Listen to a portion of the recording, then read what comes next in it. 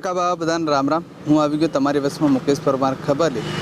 કરોડોની જમીન અને કે 80 કરોડથી ઉપર લગભગ આજના જે સરકારી રેકોર્ડના હિસાબથી એવી કરોડની સરકારી જમીન પર અતિક્રમણ કરીને બેઠા આના ઝાપવાના નગરના મોટા શેઠ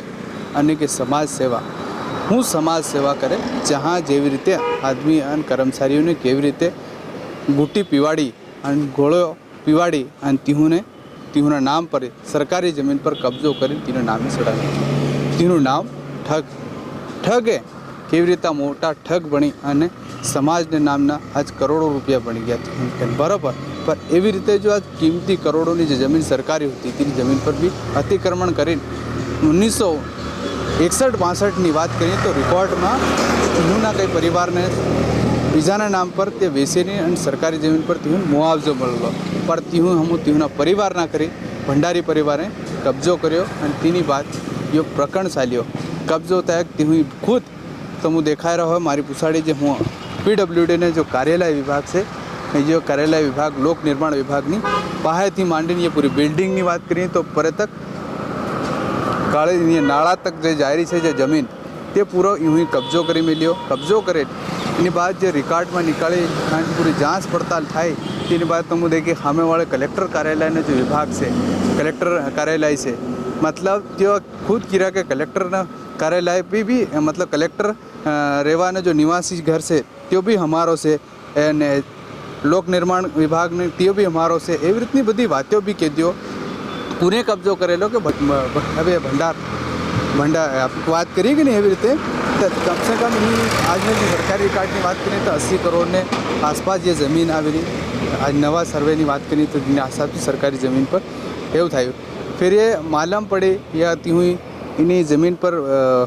जब FIR की बात थी जी घड़ी PWD जो रावत सर से जो आनो तीहूना तरफ थी FIR करावी फिर इन्हीं जाँच थाई कि भाई यो कब्जो करेलो आदमी सरकारी जमीन पर इन्हें कब्जो के कम करो ये बड़ी बातों सालियो तेनी बात करें तो एवी रीते मोटा मोटा माफिया पड़ा से आपू कि समाजना पुराना सेट होय तो आव मालूम पड़े कि दर्शन मोटा पेला कहता नाम मोटा दर्शन खोटा हेवू थाई रही एवी रीते मोटा गरीब सरकारी जमीन पर कब्जो करें तीहून फिर गरीबों ने वैसे करोड़ों रुपया में लाखों में तो इनो बेनिफिट कोने मळे इहू ने सेठू ने तो यह सेठूनी ज़मीनों से या इहूना बाहदादा थी कहाँथी लाया क्योंकि एवी रीते लोगों पर ऊपर पढ़ाई करी और सरकारी जमीन पर तीहूना SDM हो या तहसीलदार हो एना जमाना में दोस्त तीहूना आ गया हो कि कर्मचारी तीहून थी साठगांठ करी ने करोड़ों रुपया खेल चाली गया। तो एवी रीते भंडारी परिवार तरफ थी तो भंडारी परिवार तरफ थी केवो खेल चाल्यो। आज हमने झापा में मोटो सेठ कहवाय नगरनो मोटो सेठ के समाजनी बात करे और तो अध्यक्ष भी बनाई मिलो समाज तरफ तो हेवा नगरना सेठ पर इन्हें भूमाफिया बन्या तीहून आज हमने SDM नी कोर्ट में निर्देशित थायो कि SDM नी कोर्ट में तीहून केवी रीते कार्रवाई थाय एनी बाद आदेश आल्यो कि ये जमीन इहूना बापदादा ने नहीं मळे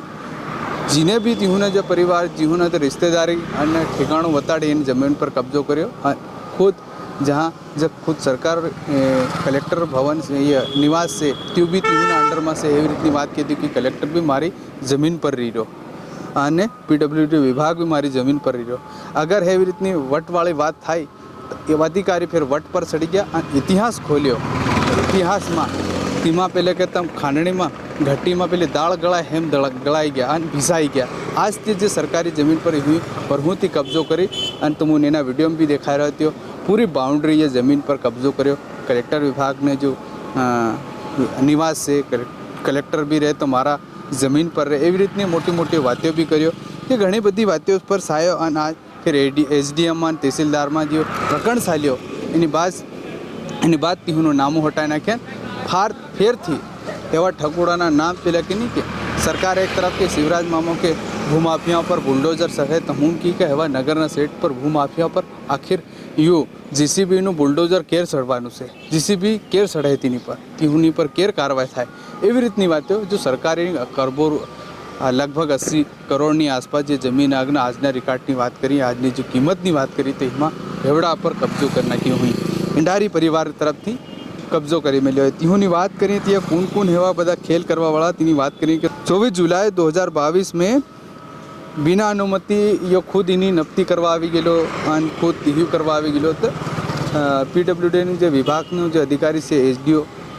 રાવત સર તેને રાવત સરે એની પર કાર્યવાહી કરી કે ભાઈ તું વગર પૂછે આ કબજો કરી રહ્યો તું વગર પૂછે એની જમીન પર તો તેઓ કે ઠાતી ठोकीને गए कि नहर हमारी ज़मीन से पर नहर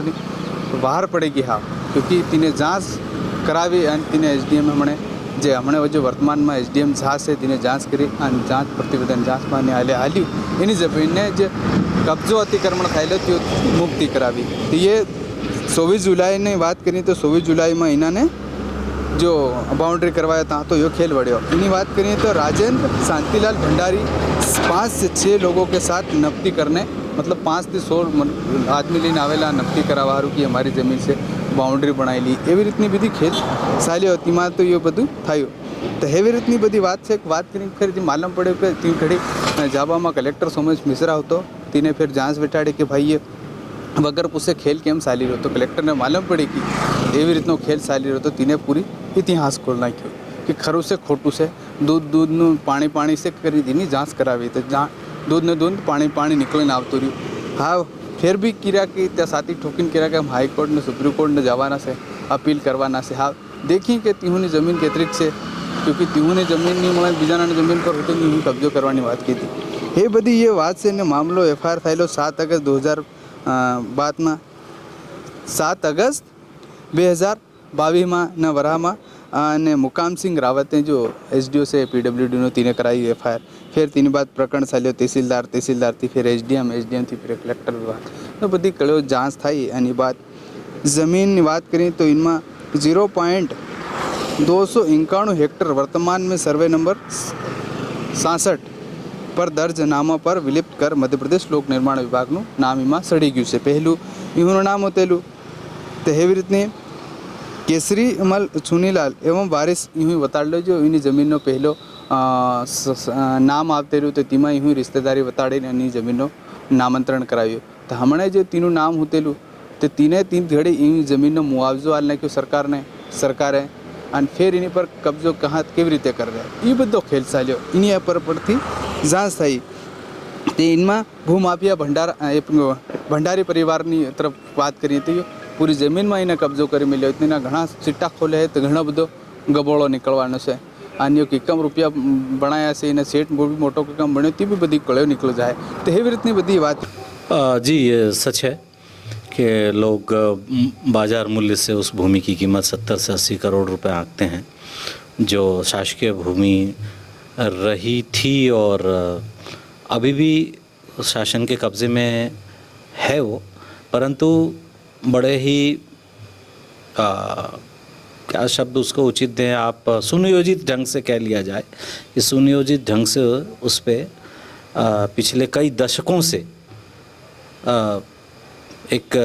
बढ़िया सा उन्होंने उसको कार्य रूप में परिणत किया और अपने नामांतरण करा लिया जो जिन्होंने कराया है। खैर वो मैं अभी यहाँ पे मतलब 1 माह पहले ही यहाँ पे एसडीएम नियुक्त हुआ हूँ। मैंने इस प्रकरण को देखा मुझसे मेरे आने से पहले ये चल रहा था मैंने उसको देखा ये सच है कि मैंने उसमें त्वरित निर्णय दिया दोनों पक्षों को सुन के दिया और जो मुझे सही लगा जो प्रकरण के तथ्य थे वो शासन के पक्ष में ही थे इसलिए मैंने ये निर्णय दिया और उसके नामांतरण को निरस्त करके पुनः शासन के और उस लोक निर्माण विभाग के पक्ष में ये फैसला दिया है जिससे कि आम लोगों में भी एक संदेश जाए कि कोई ऐसा गलत दूसरा व्यक्ति न कर सके जिससे कि शासन की जो अन्य भूमियां हैं वो सुरक्षित रखी जा सके और वो सुरक्षित रहेगी ये संदेश समाज में शहर में सबको जाए। नगर में ये सुना जा रहा है कि आपने शैतान बच्चे को मॉनिटर बना दिया इससे छोटे मोटे भूमाफिया तो भगदड़ मच जाएगी इनमें। हाँ मैं आपके इस लोकोक्ति और कहावत पर तो कोई कमेंट नहीं करना चाहूँगा परंतु हर एक जिम्मेदार अधिकारी का दायित्व तो होता है कि वो नियम से काम करे और ख़ास करके राजस्व अधिकारियों का ये दायित्व तो होता है कि छोटे मोटे भूमाफिया उससे दूर ही रहें और डरें कि हमारा कुछ हमारी दाल नहीं गलेगी हम कुछ कर नहीं पाएंगे तो ये तो शासन के हित में है और ये सभी अधिकारी की एक ऐसी दबंग और निष्पक्ष छवि हो, ऐसा हम चाहते हैं, प्रशासन चाहता है, हमारे कलेक्टर चाहते हैं और शासन भी चाहता है ऐसा। हमारी नियुक्ति इसलिए की जाती है, हम अपने कर्तव्यों के प्रति सजग रहें। मैं सजग रहा और मैं अन्य सभी से भी यही अपेक्षा करता हूँ। अंत में मुख्यतः आपके आदेश का जो आदेश दिया आपने, उसमें मुख्य बिंदु आपने लिखा है कूट रचित दस्तावेज है, तो ये तो 420 ही हो गई। कूट रचित दस्तावेज जो है वो उभय पक्षों के द्वारा जो तर्क किया गया और जो दस्तावेज प्रस्तुत किए गए उससे ये प्रमाणित होता है। और अभी चूँकि ये नामांतरण के विरुद्ध ये अपील का प्रकरण था, इसलिए इस अपील के प्रकरण में जो मुख्य बिंदु थे उन पर ही राजस्व अधिकारी द्वारा निर्णय किया जाता है और वही मैंने किया है। इसमें जो संलिप्त लोग होंगे उनके लिए आपकी कोई एफआईआर की? वो उसकी कार्रवाई पृथक से वरिष्ठ अधिकारियों से विचार विमर्श करके, कानूनन जो हमारे शासकीय अभिभाषक हैं उनसे बात करके आगे के जो भी हमारे निर्देश होंगे, जो विधि के अनुरूप होगा, वो कार्यवाही अवश्य की जाएगी। हमने 17/8 को प्रकरण एसडीएम कार्यालय में सबमिट किया था। उसके बाद इसका निर्णय 4/11 को हमारे पक्ष में आखिर सत्य की जीत हुई है। अब हमने जहाँ हमने जैसे एफआईआर करा रखी,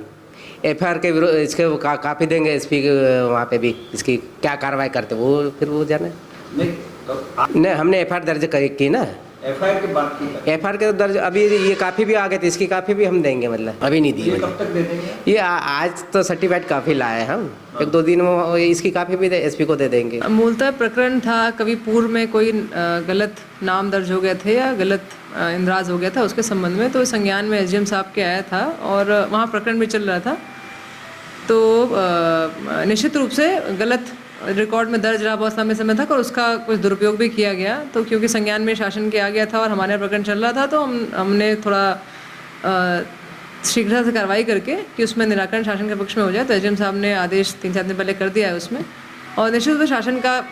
फ़ायदा है, ये हमारी शासकीय भूमि है तो अन्य कार्य के लिए उपयोग होगी और किसी निजी व्यक्ति के लिए दुरुपयोग के लिए उपलब्ध नहीं रहेगी। तो ये अच्छा निर्णय हुआ है। ऐसा मुझे भी ऐसे सुनने में मिला था, लेकिन एक्चुअली वो पूरी ज़मीन ही पूर्व से ही शासकीय है और कुछ दस्तावेजों में गलत केवल दर्ज होने के कारण वो एक कम्युनिकेशन था या मिस कंसेप्शन था, वो इसीलिए उसको सुधार किया हमने कि वो सुधार हो गया। और मैडम जो ये अभी निर्णय हुआ है उसमें लिखा गया है कि कूट रचित दस्तावेजों का इस्तेमाल करके ये नामांकन किया गया, तो इसमें संलिप्त लोग तो प्रशासनिक लोग ही होंगे, तो इसके लिए आपका क्या रणनीति होगी? तो इनके खिलाफ एफआईआर दर्ज होगी या क्या? मैंने अभी आदेश एसडीएम साहब का देखा नहीं है, तो मैं आदेश देख लेती हूँ और अगर उस समय किसी उसमें ऐसा आता है आदेश में या ऐसी जांच में कि किसी ने जानबूझकर संलिप्तता करके ये जो किया है, गड़बड़ किया है, तो हम ज़रूर उस पर कार्रवाई प्रस्तावित करें। अक्सर देखा जाता है खाता के सौदे में तो कोई भी प्रभावी आदमी कर सकता है काम, साधारण व्यक्ति कोई कर ही नहीं सकता। 100% मिलजुल के काम हुआ है। एक बार रिकॉर्ड देख लेते हैं कि वो त्रुटिवश हुआ है या जानबूझकर गलती की गई है, और जैसा भी होगा उसके अनुसार कार्रवाई करें। એવી રીતની બધી વાતો છે અને હું તમારી બસમાં એવી રીતના બધા ખુલાસા, બધી ખબરીઓ અને જાણકારીઓ તમારી બસમાં હું લઈને આવતો રહી. કાકા બાબા રામ રામ.